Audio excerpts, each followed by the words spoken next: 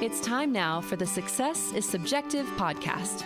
Here is your host and therapeutic consultant for young adults only, Joanna Lilley.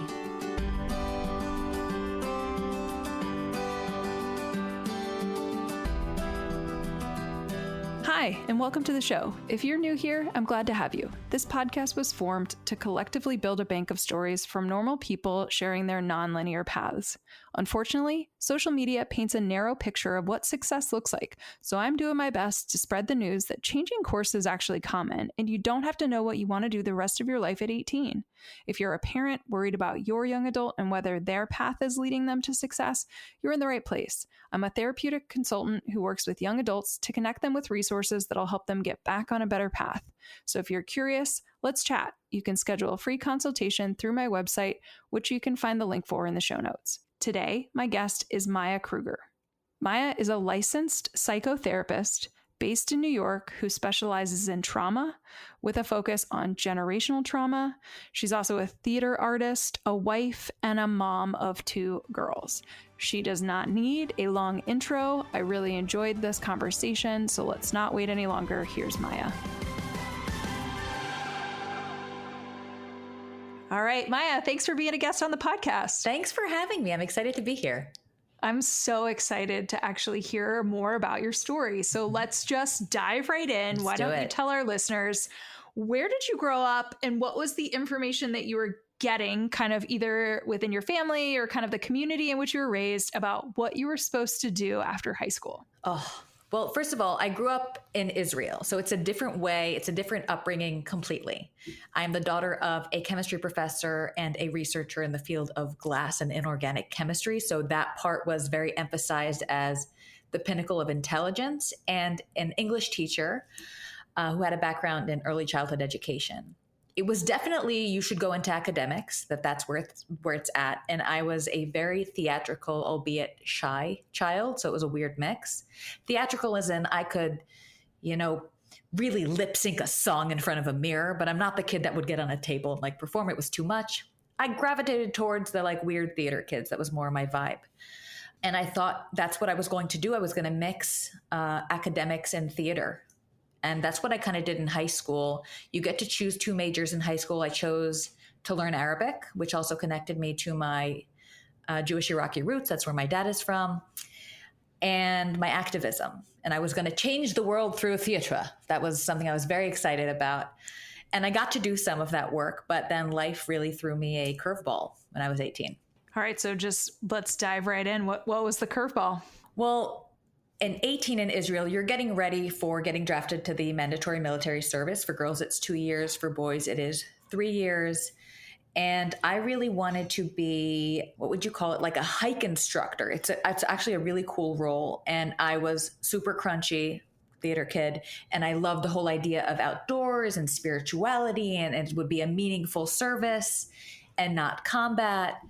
And I was really preparing for that part of my life when in the middle of my senior year in high school, so we're doing our finals, then the equivalent of the SAT, my mom died in a car crash and was killed on the spot. My dad was critically injured, and life kind of went like, wow, wow, wow. And everything I thought that I understood about what's important in life and where I want to be, none of it made sense. The world really didn't make sense. And I couldn't follow in those footsteps anymore. I also had to postpone my military service by almost a year because they needed proof that I would be stable enough to join after something like that happens.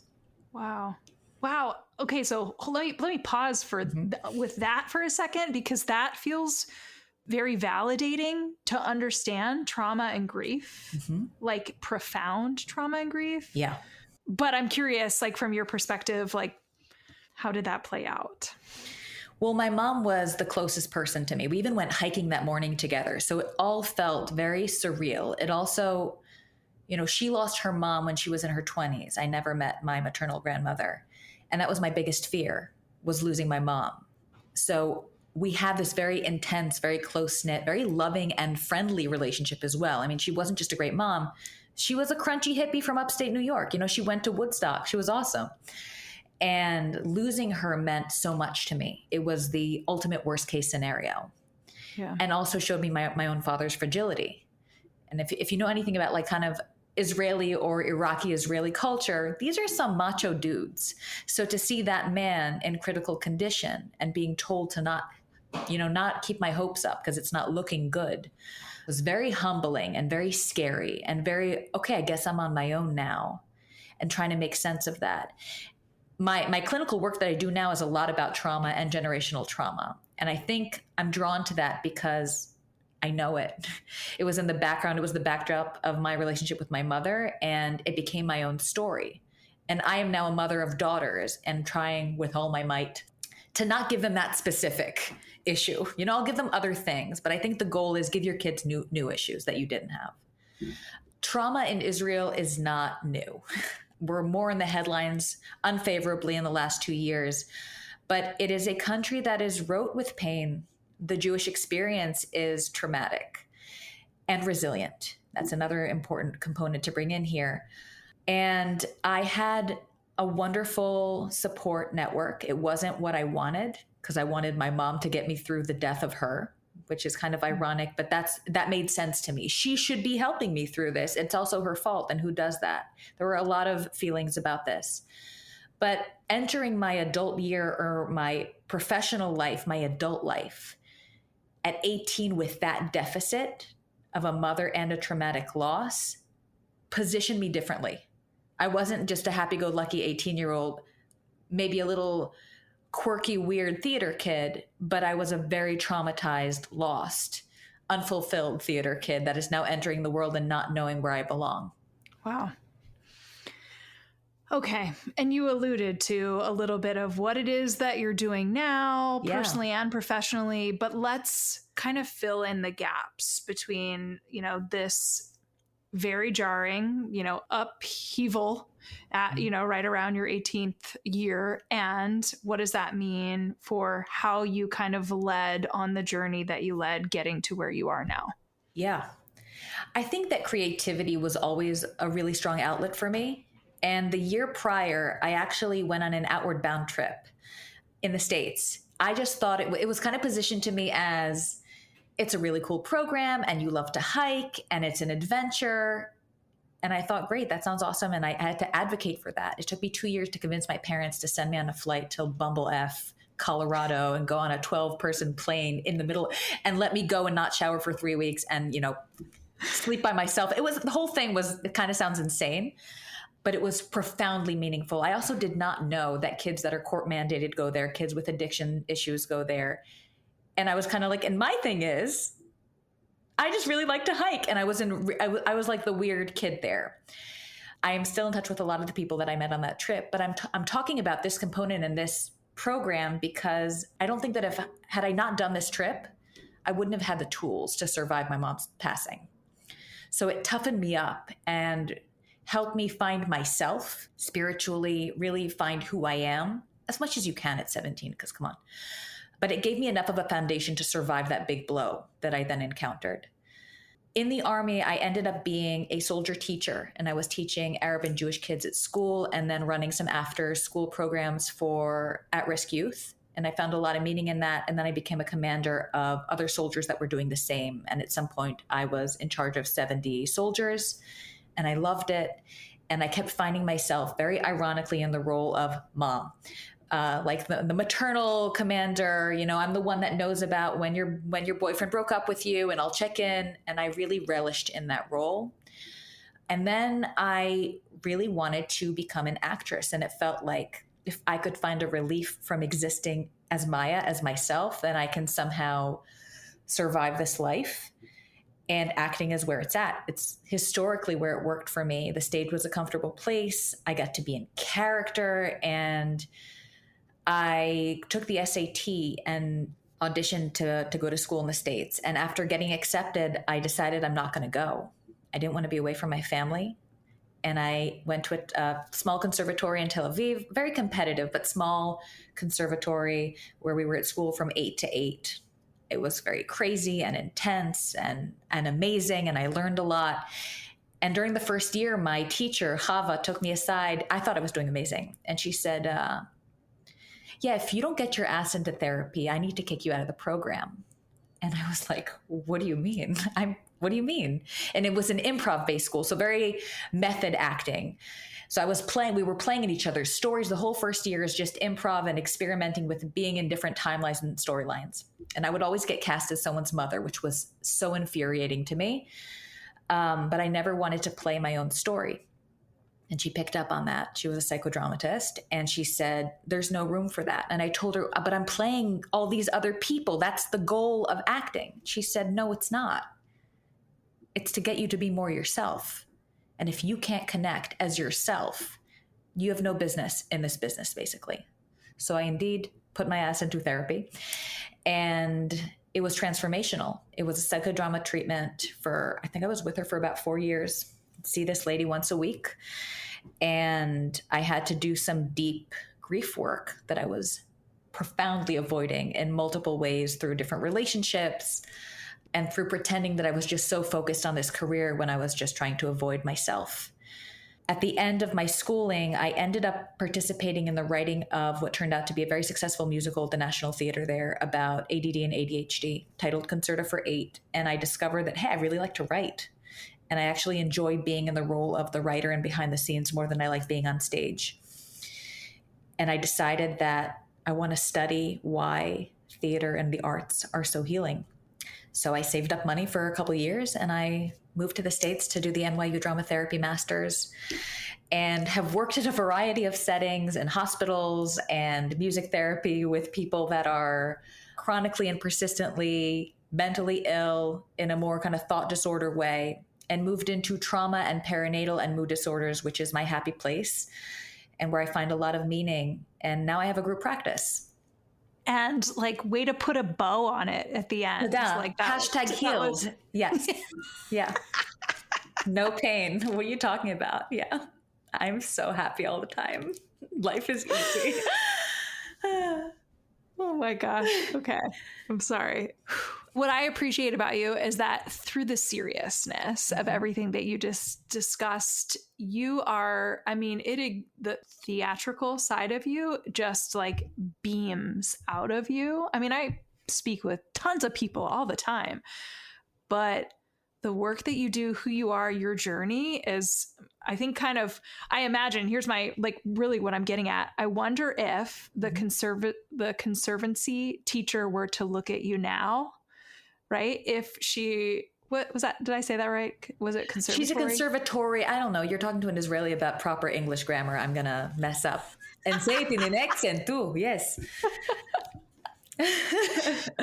I'm just thinking about how she was, her comment to you was theater is learning, like getting truly connected to who you are. And I imagine if she were to see you now, that it would be this like, I'm so glad that I kicked you out, right? I'm so glad that I pushed you, not kicked you out, but like she pushed threatened you. Me, yeah. Yeah, she threatened you because now you are where you are. And clearly you're doing what you're meant to do.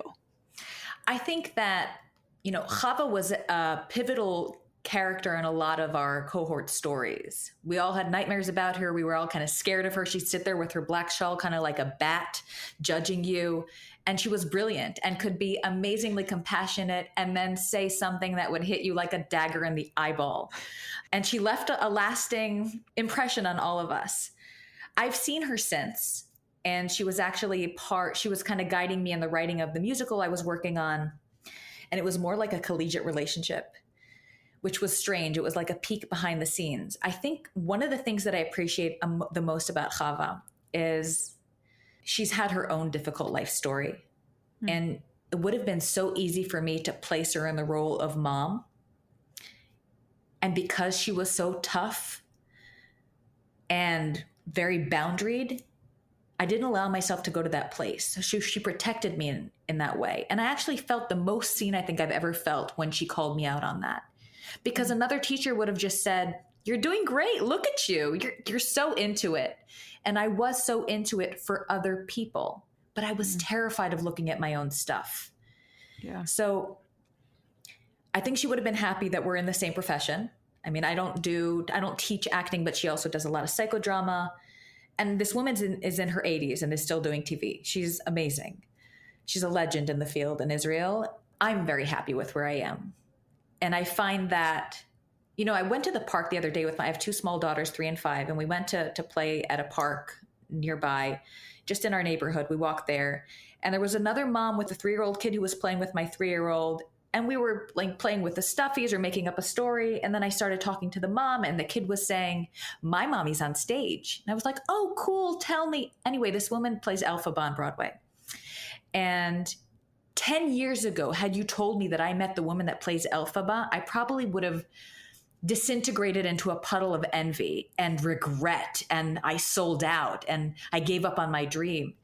And I spoke to her, and she's lovely and amazingly talented. And there wasn't an iota of jealousy. I was so happy that that's not something that I'm doing, because the fact is I didn't follow that path. The moment I had an out to do something else, I did it.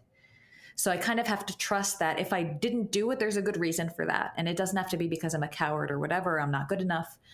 I think I'm not cut out for that life. And frankly, I don't think I'm that good to sustain roles like that. But I feel that good in other areas of my life. So that kind of compensates. All right, so I'm going to ask you this question, which is loaded, and yet I feel like I know where you're going to take it. But yeah, I know you're ready for it. Okay, so having heard all of that, I mean, the title of this podcast is called Success is Subjective. So do you view yourself as successful? 100%. I think that, this is not to say there aren't moments where I feel like dog poop, okay? 100, that exists. That's part of my life, and I accept it.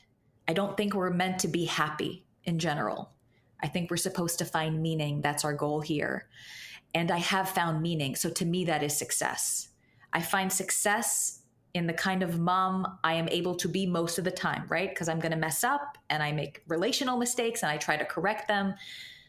But I'm proud of who I've become as a result of all that. I'm not in the mindset of, I'm so grateful it happened, because I'm not. And I would have done anything for it to not happen. But it did happen. And it did form me into a different kind of being than I thought I would be at 18. But also, I was 18. So if I preserve that mindset of who I thought I was supposed to be then into my late 30s, it's doing myself a giant disservice. At one point, I wanted to be a stage star or to be seen in that way. And now I want nothing more than to have quiet drawing time with my kids and to laugh with my husband about watching really bad TV. And I want to make something tasty in the kitchen, and I want to have amazing sessions with my clients, and I want to impact the next generation and be the guide that I so much needed then, to be someone's kinder, softer version of a Chava. Like I said, I felt like I knew where you were going to take this. Okay. But I'm glad you did. Okay, so follow-up question, because we are already quickly coming to a close. And let me just kind of put a pin in this quickly. If you are curious to connect with Maya at the end of this episode, we are scratching the surface about truly the work that you do right now. And we're going to make sure that we're kind of driving that a little bit more home in the intro, as I will kind of tee up to this interview, and then making sure that there's anything that can be highlighted in the show notes, links wise, for people to connect with you. All of that is to say, yeah, we're scratching the surface. And I love that you are really, in such a short amount of time, you are like all in on really being true about who you are, your experiences, how it's informed you making meaning in your life now. So all of that is to say, I don't want to put you in the parent perspective for this question unless you want to. Okay. So I'm going to front load that. As a clinician, maybe that might be kind of the lens that you want to use, but I'm just going to leave it open-ended. So the majority of the audience that listen to this podcast are parents of young adults or parent of like late adolescents. And so we're dealing with, those parents that already have anxieties about their child's path, where it's leading them, where, like what decisions that they're making, et cetera. So all this to say, I am really being verbose, getting to the point. If you have any advice for a parent that is listening right now, something that you haven't already shared that feels like it's really pertinent to relay right now, knowing that is the audience for this podcast, what would you share? And then obviously I did kind of tee up the like, and what hat are you wearing when you're kind of giving this advice? Yeah. So just make sure you kind of front load that. So I think I'm going to respond as a clinician and as a mom here, because being a mom has brought up a lot of my own stuff, and I continue to explore it in my own personal therapeutic work. Our kids' stuff and what it triggers in us is the best gift that we have on our developmental journey as people. And it's not to say that it's pleasant, but my 5-year-old, okay, is a very sensitive kid, very similar to the ways I was and still am sensitive. But it was very triggering for me. And I sought help about it because I wanted her to like, come on, like if people aren't scary, just go. There was a part of me that wanted to just come on, make it easier for me. And it's not about me. So her stuff showed me the places in me that are not healed, the places where I have to make peace with the overly sensitive little kid that I was, that felt completely out of place, whose mom was the only place that felt very safe for her. And whenever I feel myself getting triggered by my amazing 5-year-old, I know that, oh, Maya, that's an inner child-ish that you got to work through. And also letting go of the expectation that your kid needs to be a fulfillment for you in some way. Your kid's going to have their own journey. As long as they're being safe as much as can be. I'm not talking about very risky behavior or suicidality or substance use. I'm talking about if your child is struggling to find their place in the world, the last thing that they need is to be judged about that part. So almost trying to see them with kind eyes, as in, I know you're going to figure this out, and I don't know better than you, but I'm going to walk alongside you and I'm going to get you the resources that you need. But I know that you're going to figure this out because I know who you are. And not trying to inject these ideas of what we think the right thing is going to be. And so that's so hard for parents. Wow. Profound. I mean, it is so hard. But I recognized, I think that the first time I met with my therapist, who's also a parent coach, first of all, I was livid because I was like, I have done so much work. Okay, lady, I am deeply therapized and I am the therapist and I am lost here. So I was livid and embarrassed, all of it.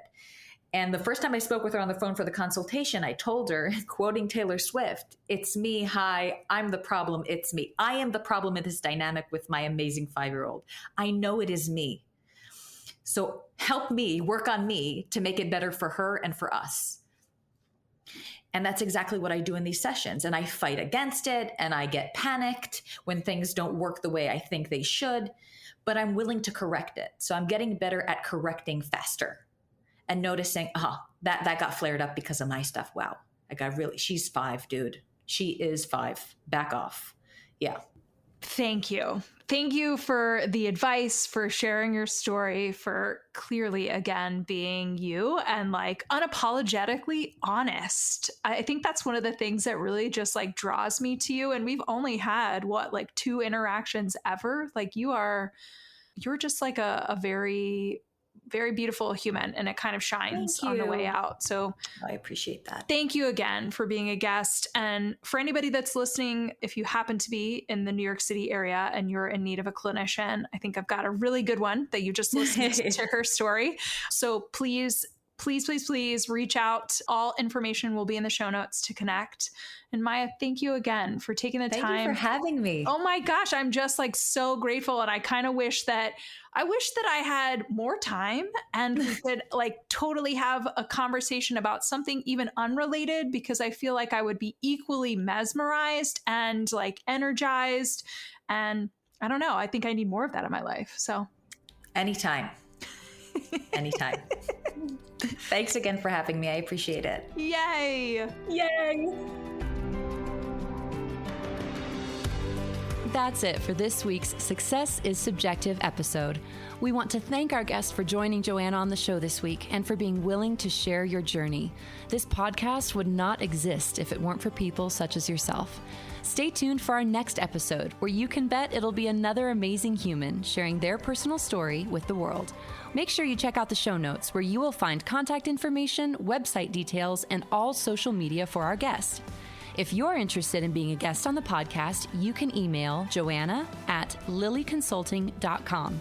Be sure to check out the lilleyconsulting.com website for additional resources outside of podcasting. Now, if you're listening to the show on Apple Podcasts, please subscribe. And while you're at it, feel free to leave a review. You can also download to listen to the Success is Subjective podcast on other popular podcast apps, such as Audible, Google Podcast, iHeartRadio, Spotify, Stitcher, and TuneIn Radio. Thanks again for listening in, and remember, there is no single path through life. Success is what you make it.